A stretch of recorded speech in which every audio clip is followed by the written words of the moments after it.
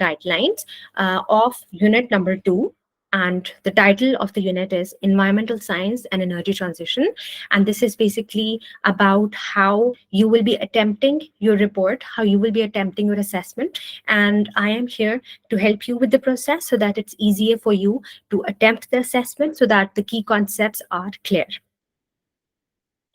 So for this purpose, Bismillahirrahmanirrahim, first of all, we will talk about what are the different aims that this unit, which is unit number 2, had. So when we talk about this unit, first of all, we will see the aims. First aim that this unit had or has is that we will be talking about different kinds of energy systems and how they were traditionally or conventionally used. And then we would also talk about how the fossil fuel consumption is getting huge, the amount of energy that is being used is getting huge, and how we need now to shift towards the alternative resources of energy, how this transition or transformation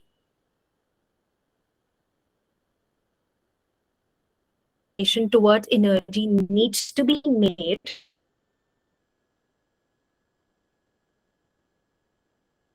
and how it is high time that in order to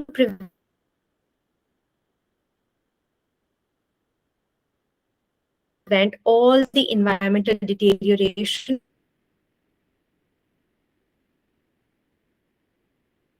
and resource depletion that we human beings of today are causing, we need to stop that and we need to promote the renewable resources of energy.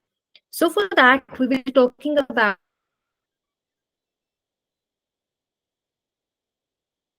the renewable resources of energy and also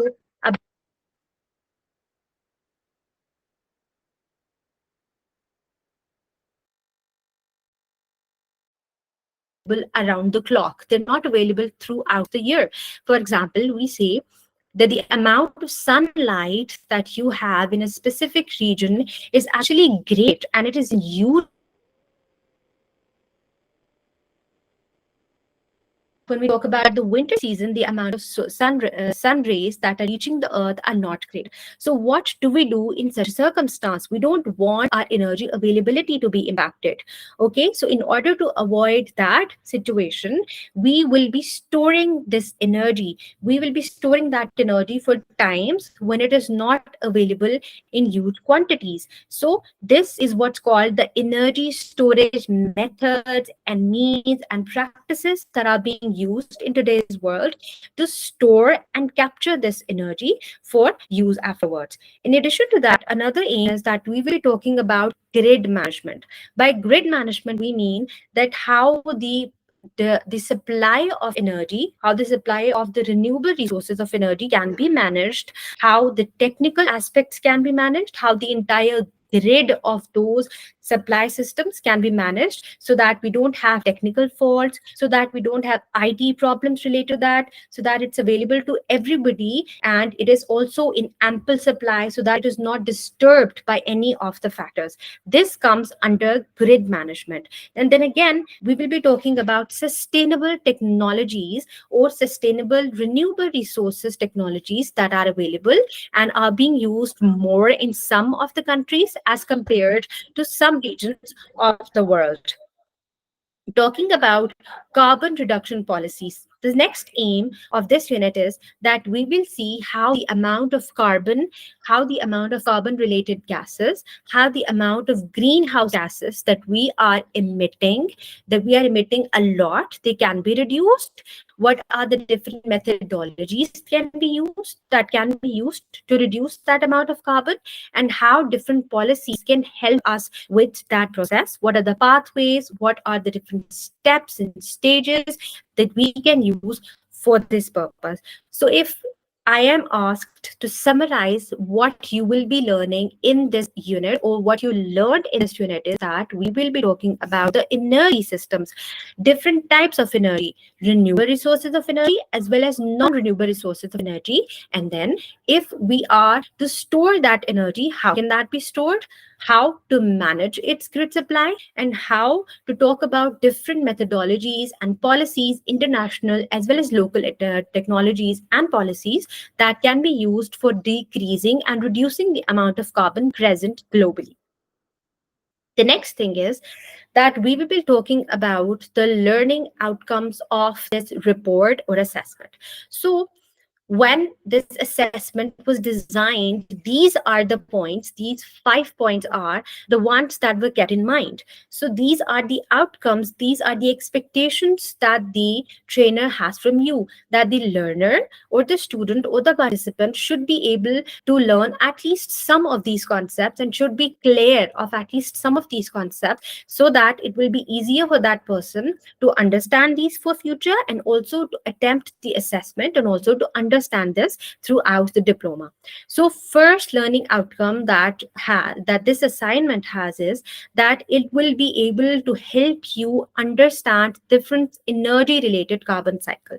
It will help you understand different cycles and processes and all the systems that we have in the environment, specifically the carbon cycle, which is related to energy and how it can be observed.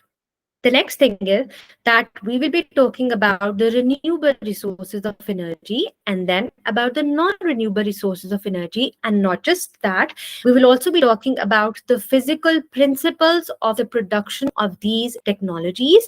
What are the trends, the technological trends, the technological developments and improvements that we are observing in today's world, and different types of political developments that we can see. For example, solar is now being preferred. What is the trend of the uses of solar technology in countries? You can be taking any country, for example, but it would be better if you take your own region, or you take United Kingdom, for example, and you talk about how solar energy is being preferred, what are the technological developments, new innovations, new developments that are happening, and then how the political systems, the governmental bodies, the agencies, the NGOs, and all other bodies are acting or reacting to these technologies, and what are the trends, what can we predict for the future, what has been happening in the past, what happened many years ago, and what will be expected in the future.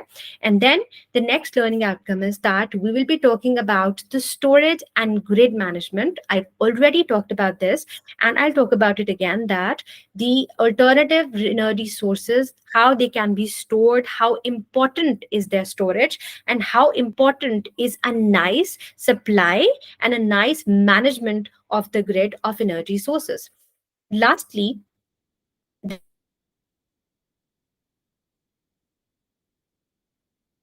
learning outcome is that you will be basically explained this phenomena, which is called the trilemma of energy transformation.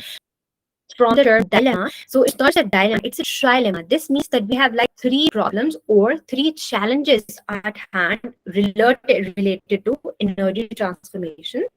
Because when we say that we need to transform our energy processes, we need to transition to better energy processes because of the amount of environmental degradation and environmental deterioration that has already happened.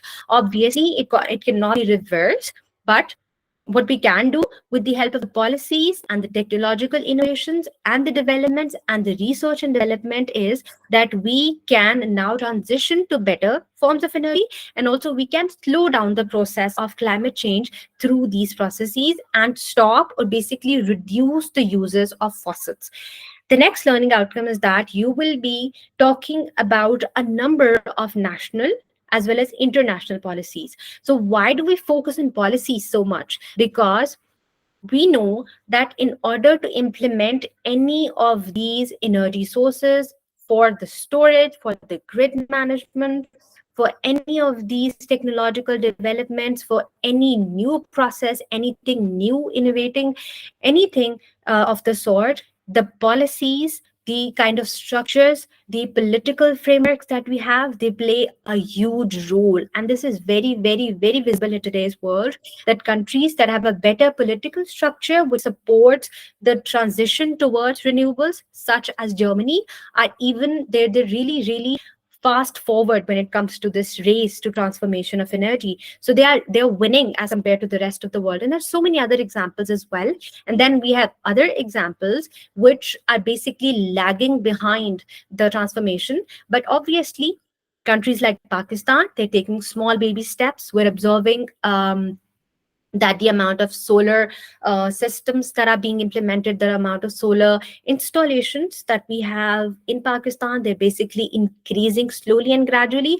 And we can hope for the best that the political structure that we have and the policies that are being implemented are in support of this transition towards the renewable resources of energy. So these were the learning outcomes. Summarizing these a little, that you will be able to learn about energy cycles, about different types of energy sources, about how they can be stored, what is the trilemma of energy transformation, and what are different policies, how important and vital are those policies, and how much impact those policies has on this basic transition toward renewable resources of energy. The next thing, if we go to the assessment brief, so if you have this tab opened with you, which I hope is there, please open it if you don't have it, so that you can, go with me and be with me when I talk about any of these points. So when you look at this assessment brief of unit number 2 report, we see that we are provided a scenario. So this tells how this assessment will be attempted. So the scenario that we have is that you are being hired as an intern. Who is hiring you? Basically, a charity organization which works for climate change is hiring you as an intern. Just imagine. Okay, so what are charity organizations? Charity organizations are basically those that work for the society's betterment. They work for the betterment of the people around them, and they're mostly the ones that do not focus on profit generation and revenue generation. Rather, they work on the betterment of the society without considering their own advantage. So this is a charity which is working for the betterment of the climate situation, which is working to reduce climate change, to slow down this process. And it wants you to write a critical essay. Okay, so as an intern at this charity organization, you will have to write a critical essay. And what will that critical essay be covering? In that critical essay, you will be choosing any one national or international policy. Now, it completely depends on which kind of a policy you want to choose. You can go on and choose any policy you want. It could be from any country, it could be from any continent, it could be an international policy that is covering many, many countries, or it could be a regional policy. For example, you could be choosing any Saudi policy, you could be choosing any policy from the United Kingdom, or you can even choose any policy from your home country, Pakistan. And then after choosing that one national or international policy, you will be writing a critical essay on that. Okay, so what is a critical essay? A critical essay, as the name suggests, will be talking about the strengths or the weaknesses of that policy. So we will be criticizing, we will be critiquing that one policy, and we will talk about how that policy is a success and how that policy is maybe a fail. So you will be talking about the pros and cons of this policy, and what would that policy be about. I forgot to talk about this, that this one policy that you will be choosing will be about climate change, about how this one policy is working towards the betterment of the environment, how this one policy is working towards sustainability, how this one policy is working to reach the sustainable development goals. And then you will tell how this policy is a good policy or a bad policy, and how it has been able to tackle the climate change problem, or has it not been able to tackle the climate change problem. So not just that, you will not just be criticizing this policy, you will also be suggesting improvement in that policy. So you are basically uh, criticizing the policy from every single aspect, and you will tell specifically from the aspect of climate change and energy situation how this policy can be improved, how the different processes that this policy is suggesting, how the different strategies that this policy has can be improved, how different stakeholders can be brought on board, how different partnerships can be done, how different NGOs and civil society can be brought on board, and how improvements and promotions can be made for better working towards tackling the climate change problem and challenge. So environmental issues are being handled by that one policy, and you have to criticize that policy by writing an essay. And these are the points 1, 2, 3, and 4 are the points that will be covered in that critical essay. So this is basically the starting point, or maybe the gist of the entire assessment report. Okay, so this climate change charity organization's senior team is basically the one that hired you, and they're asking you to write a critical essay. So now I will talk about how a critical essay is different from other kinds of essay. What are the outlines, and what are the different things that we will be talking about in the essay. We will evaluate. So a critical essay is basically the one that evaluates, analyzes, or basically observes different kinds of information. It observes and evaluates different situations. It evaluates different accidents, different incidents, different policies, different frameworks. It could be also evaluating any governmental initiative.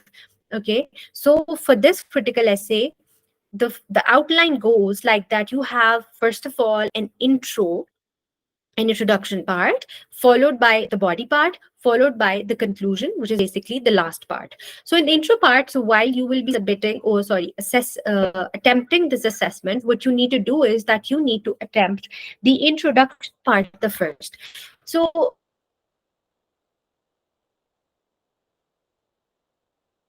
also, please remember and keep this in your mind that the introduction part shouldn't be a very long part, because it is just, it should be very brief. It should be just a little highlight into what the policy is about and what is your take on that policy. You shouldn't, dig a lot deeper into that. You will be given just a little highlight, a little touch of what we will be expecting in the entire report. So after the introduction part, please also let me say this again, that it shouldn't be very long. It should be composed of one paragraph, maybe more, not more than that, because it is not needed much. Okay, so introduction part is nice. It is nice if you add it, but you don't have to, elongate that part a lot.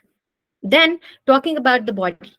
So this section is the main section that you have. So like, you don't have to give a heading of it. The entire assessment essay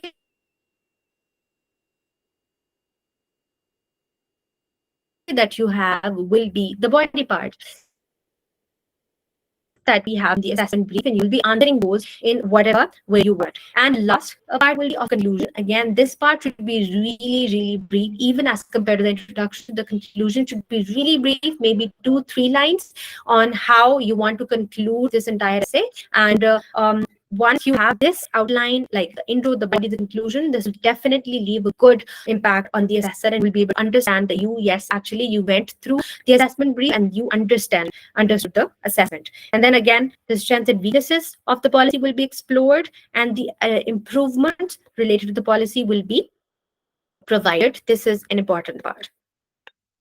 Okay. So going back to the assessment brief, after the scenario, I explained the scenario to you. We will now be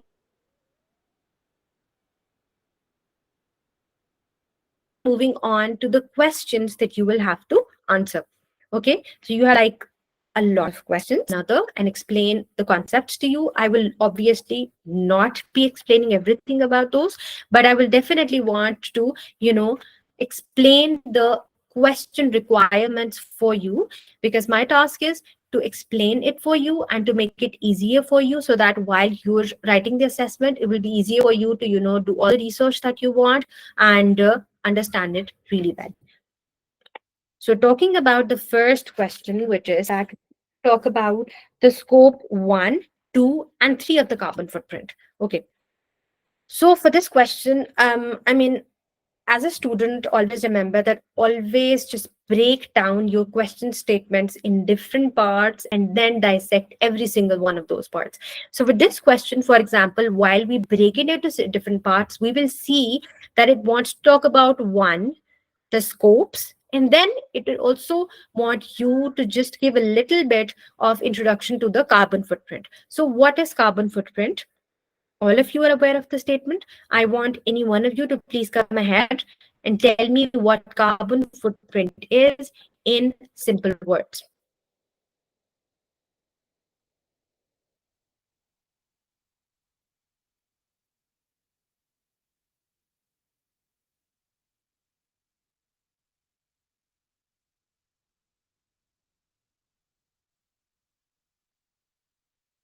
Okay, so I want you to talk about, any one of you to talk about what a carbon footprint or the carbon footprinting is. Just really simple kind of a definition so that I know that you know what carbon footprint is.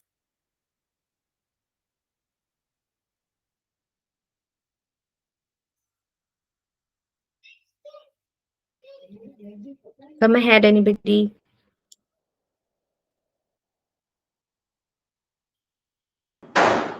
Uh, Hi, it's Mohammed Imran, environmental manager in working in Neom company. Actually, as per my understanding, carbon footprint is the surrounding in which presence of greenhouse gases is there. You know, the emission of carbon just emits to the surrounding, and there is the excess quantity of carbon in your surrounding. That is the carbon footprint. Just like if I install the air conditioner, and from there it will be chlorofluorocarbons, and it will emit to the atmosphere, and the region up to that the surrounding up to that, it will the contaminate the environment, contaminate the the environment around your surrounding. It would be a carbon footprint.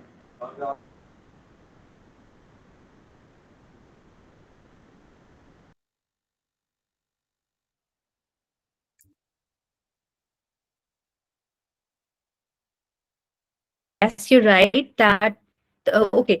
So the carbon footprint, let me just brief it a little.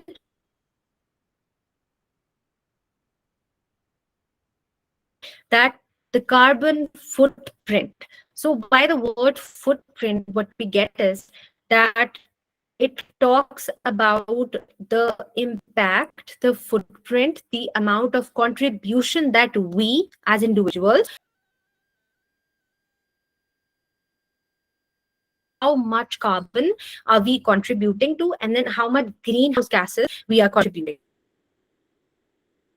Can be divided into three types: scope 1, 2, and 3. All of these three scopes talk be produced, how emissions are being produced by different entities, and how they can be divided into three different parts.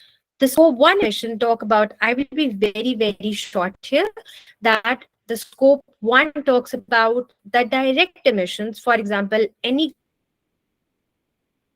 reducing emissions because the production processes, because the traveling, because of the transportation. Number 2 scope talks about the indirect emissions. 3 also talks about the indirect emissions that you are not directly producing or emitting. For example, the emissions that for example, you provided, you are an AC manufacturing industry, so the amount of carbon that will be produced by each one of those ACs that you provided to your consumers will be counted in the scope 2. And then scope 3 will see how the the scope 3 will see how the emissions that you are not that you are not directly producing and are being produced because by the suppliers that you're getting the products and materials from. So these are the three scopes of carbon footprint. So when in the assessment you will be covering these three scopes, you will be differentiating them, you will give the identification of those. For example, you will give the definition, and number 2, you will tell what are the basic differences between three scopes. Okay, the next question goes like, what are the carbon cycle? What is the carbon cycle? and the carbon cycle related to energy. Okay, so carbon cycle related to energy needs to be defined here. So for this, I have this really nice interactive video that I felt that you should watch. So this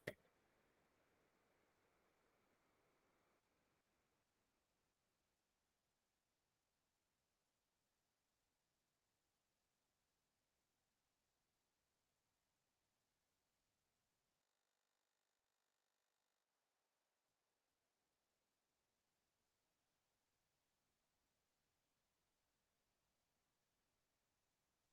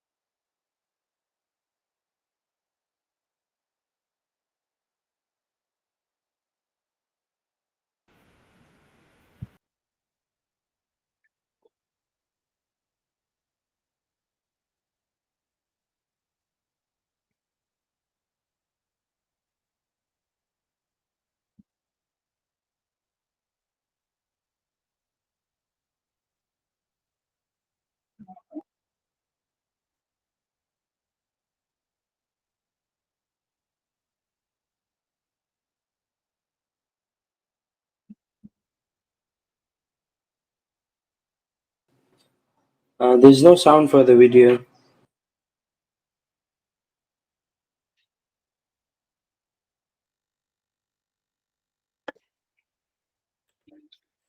No sound for the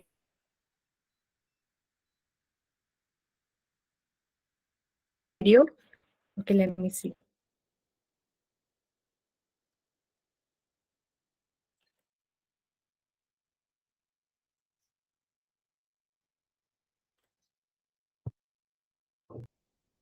Okay, so I'll provide you the link for this.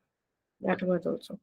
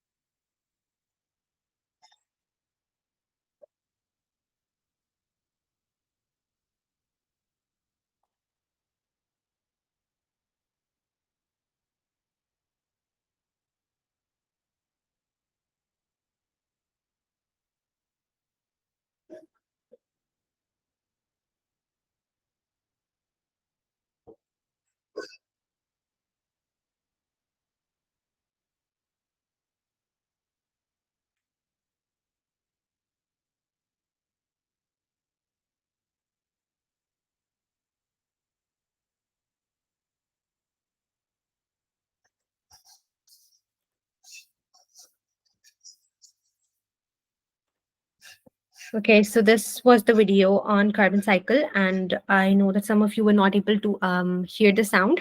So I have the link provided here. I will share the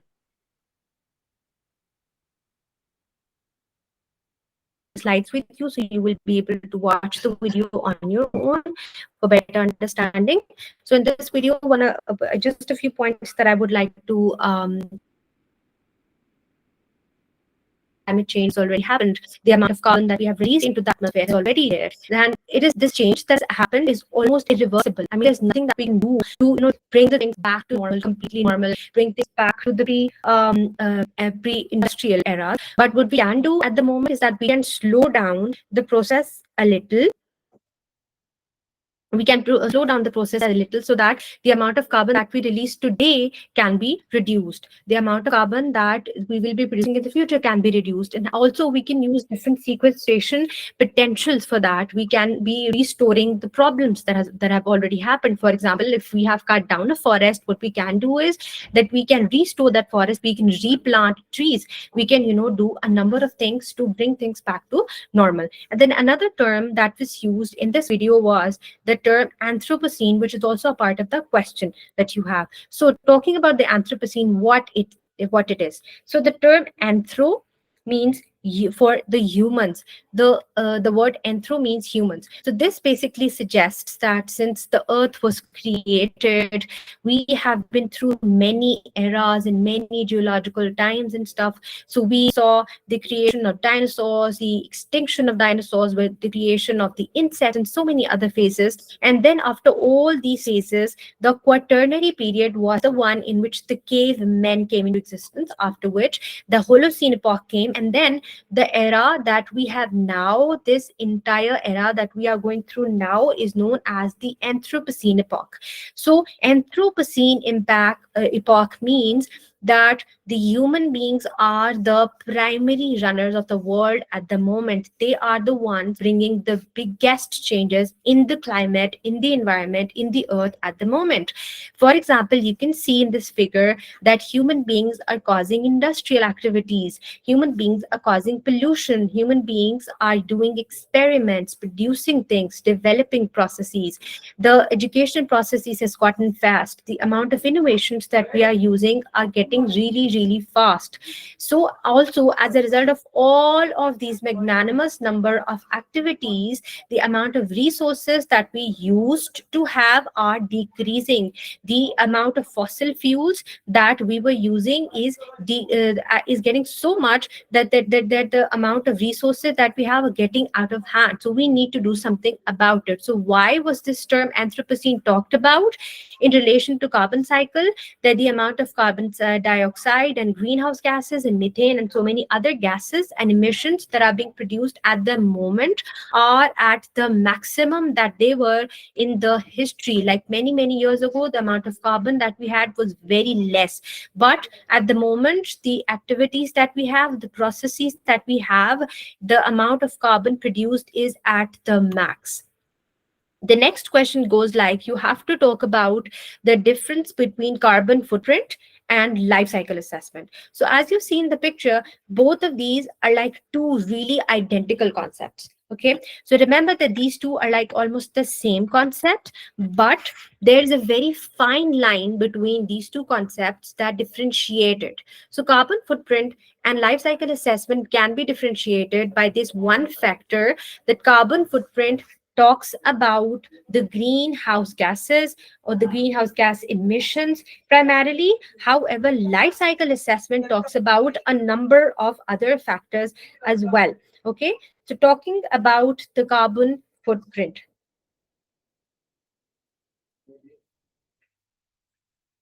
Talking about the carbon footprint first, we will see how from the cradle to the grave, the study will be done. From the production of different products, the study will be done. We will be going to the end stage. We will be going till the consumption stage, and we will see how much amount of carbon is being released, how much greenhouse gases are being emitted from the first stage till the last stage. However, life cycle assessment, it also does the same.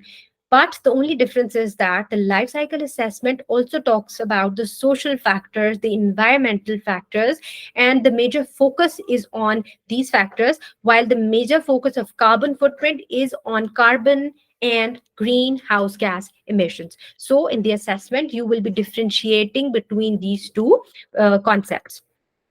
Moving on to the next question, this talks about the Intergovernmental Panel on Climate Change, also known as IPCC, how IPCC produces different reports, how you can get knowledge from those reports, and how you can apply that knowledge. Talking about the IPCC and how it has been doing a number of things, how it has been doing a number of things to promote environmental betterment, how it has been doing a number of things to tackle the climate change, how it has been doing its part, its contribution, the amount that it could in in slowing down the process of climate change,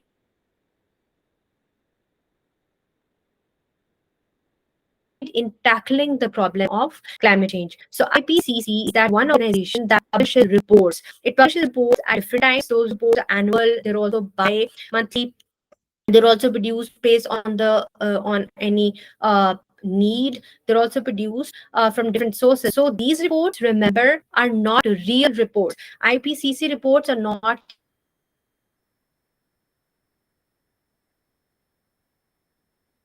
genuinely completed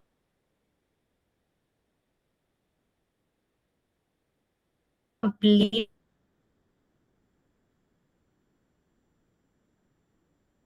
completely produced by IPCC. However, these reports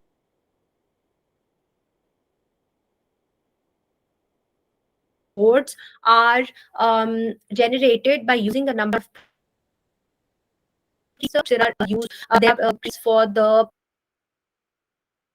students belonging to the environmental science field. So, how are IPCC reports important and what do they look like? What you need to do in this assessment is that you will have to choose one IPCC report. You are also provided the link in the assessment brief. When you look at this question, you are also provided a link. You can go in on this link and you can see how IPCC has produced its latest report. The latest report is known as the AR6 synthesis report, and this report was generated and published in 2023. So you can go through this report, you can read the report, or you can also go through different parts of the report. Very briefly, you can talk about, you can read the summary, you can also read the longer report if you have the patience. You can go through the headlines. You can see how different figures have been provided related to climate change, and also you can see different types of summaries that are provided over here in this link. Okay, so you will go through this specific report, and then you will summarize this report for this assessment. And then this assessment asks how IPCC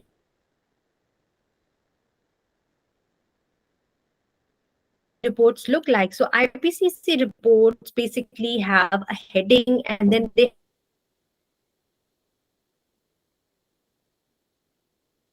have some basic bold lines, some basic subheadings, due to which have boxed captions provided under the figures, which tell you what the figure is about. It will also be summarizing the what you see in the chart or the figure for you to better able to understand it. And then you would also have bracketed citations. The references or the citations are also provided side by side in the report in the form of bracketed citations or in-text citations, so that you can see where this specific figure of this specific concept of this specific thing was taken from.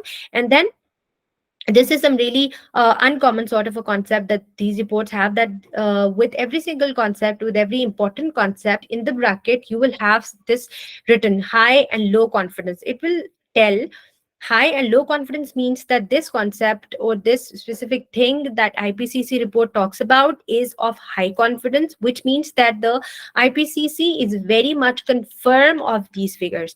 But if it's written that it's a low confidence figure, This would mean that IPCC is not very sure of this figure, and thus you can understand that this is not a very credible source. Okay, and then you would also have certain footnotes at the end of the report that will explain things better, and then afterwards you will have the references at the very end. So in this question, we see what different IPCC reports are, what do we learn from these reports, how these reports can be summarized, how those reports can be used for tackling the problem of climate change, and how these reports are beneficial for you. So you will be going to the link, you will go through the report, and then you will summarize that report in your own words. Now, moving on, this is something that was talked about in a lot of detail in the last lecture that Ms. Aisha Arif took last Friday.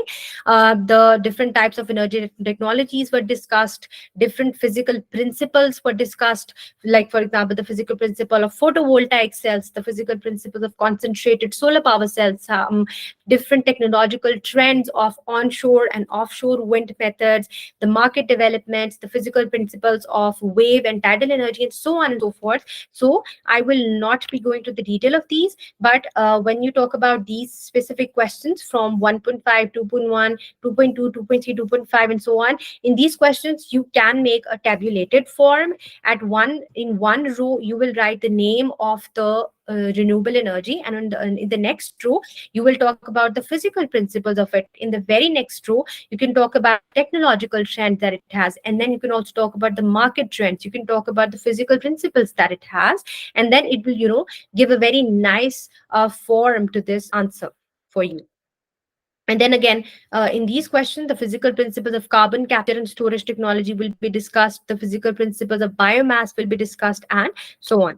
Okay, so the next is, this is basically a question that Ms. Aisha Arif took asked in the last session, that how the natural settings of a country, how differences in the regional systems, how differences in different countries, in different places, different locations around the world can be impacting the renewable energy, and how it can have an effect on how much energy is being produced, how it can have an effect on how much harvesting or production from that energy is done, how different technologies are being used, what are the local factors, how much solar energy that we have over there. For example, she mentioned that when we talk about the Saudi countries, we see that the amount of solar productivity in these countries is huge, as compared to which the wind productivity in other countries, which are mostly the coastal locations, the amount of wind availability is huge. So the natural factors, the regional factors where we are present, the location that we are at, has a lot to do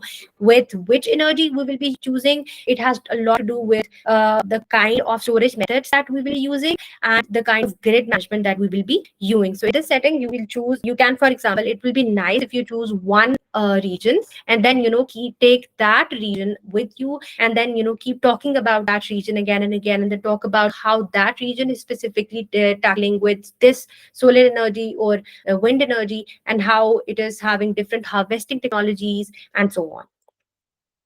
Okay, so the next thing is that we need to see the environmental impact of biomass and nuclear energy. We see that these energies are being used a lot these days and can be used even greater in the coming days. But do they have environmental impacts? Does biomass have environmental impacts? Does nuclear energy have has environmental impacts or not?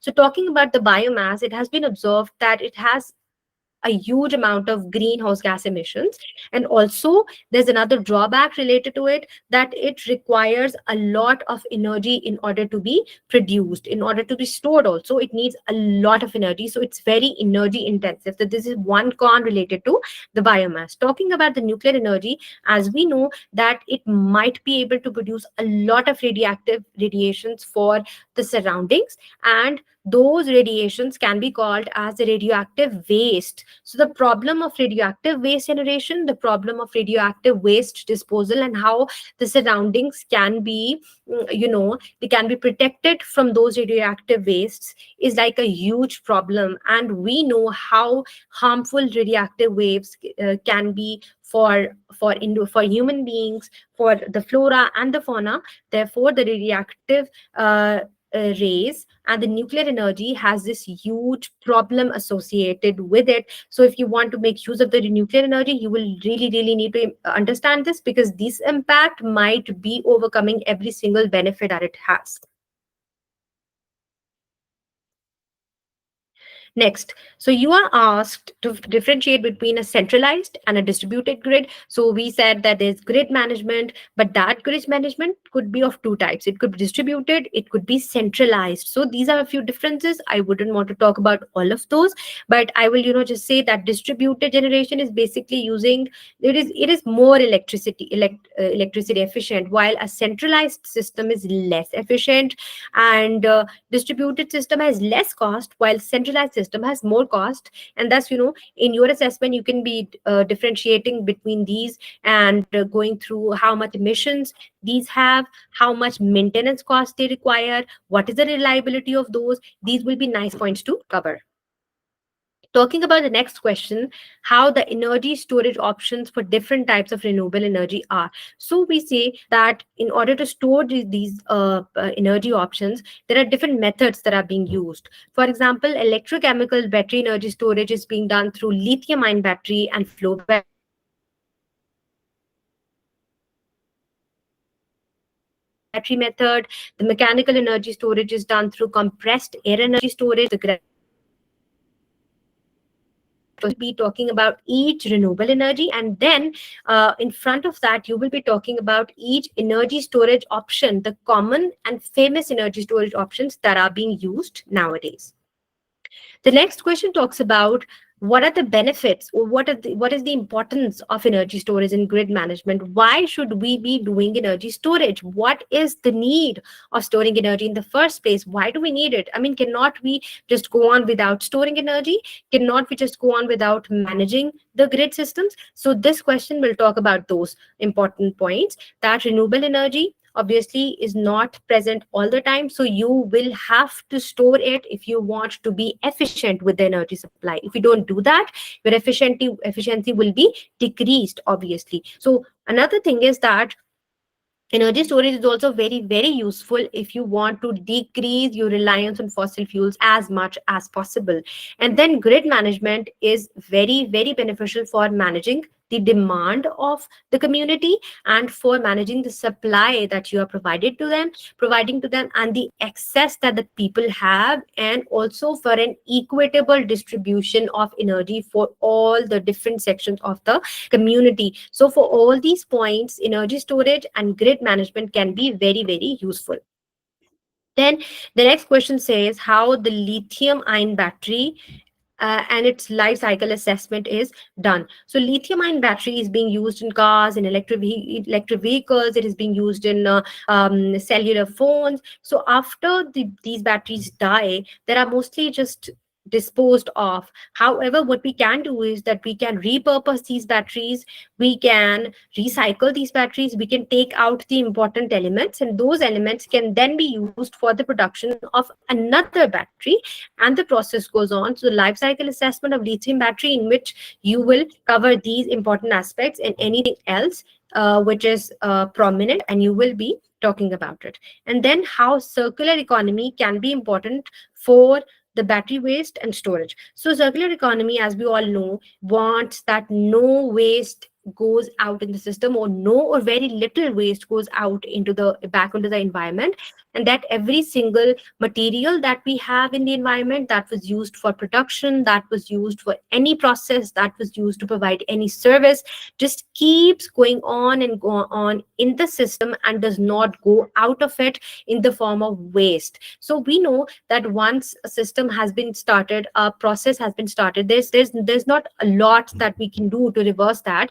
But what we can do is that we can keep it inside the system for as long as possible, and once it cannot be used anymore, it can obviously be discarded in the system, because then you don't have any other option left. So in circular economy, you can reuse things that you have been using. You can reuse the batteries, you can repurpose those batteries, you can imagine how these batteries can be repaired, they can be manufactured again, they can be remanufactured, and then after all of that, when you don't have any idea left, you can be disposing those batteries off.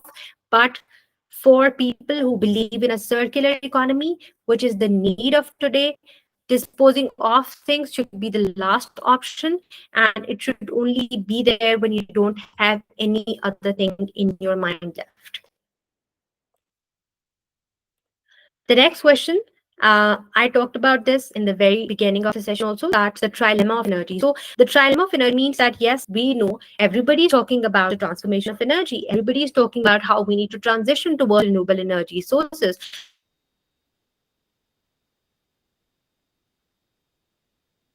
how we need to reduce the uses of fossil fuels,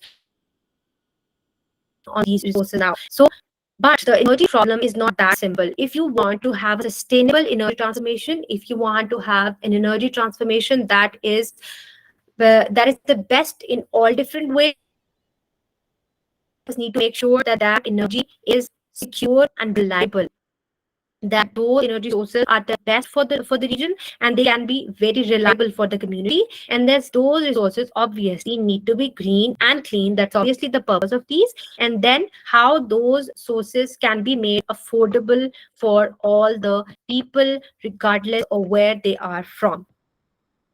Okay, so when these questions come to an end, you will be told how this critical essay will be of 4,500 words. And you can also include different types of diagrams, you can include tables, you can include different types of appendices if you want, but that too within the limit of 45, without the 4,500 words. And then you will be referring in the form of Harvard citation.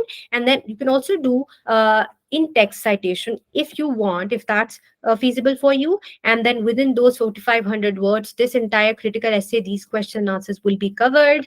And it will be very amazing if you provide nice sections and headings and subheadings and bullets, so that your essay does not just look like a very monotonous sort of a content. So if you have it divided into different categories and sections, it will be easier for the assessor to understand, and it will be easier for anybody who looks at your assessment to understand what it is talking about. So also flow is very important, but also dividing that flow into different sections is also very nice. And then your assessment, I know, is of 4,500 words, but keep it very brief, because if you start going overboard with every single heading, your word limit would exceed. So in order to make sure you don't do that, be very comprehensive and very, very brief with what you're writing. And with this, we come to the end of the session. Thank you so much for attending. So if anybody has any questions, please go ahead.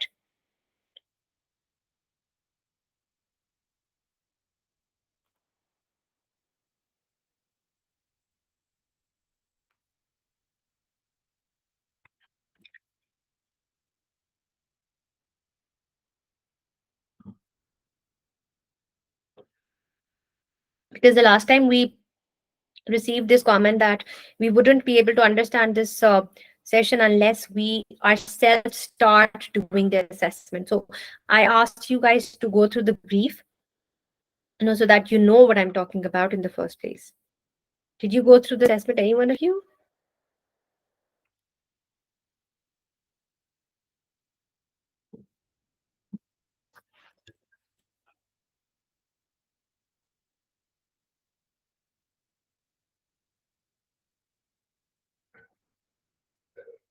Okay, so since you guys have no question to ask, we will be bringing this session to an end. Thank you so much for attending. So this was about the unit number 2, how you will be writing this assessment, how different questions will be attempted, how different sections will be covered, and what expected outcomes are there. Thank you so much for attending. This is Aisha Sajjad signing off. Allah Hafiz.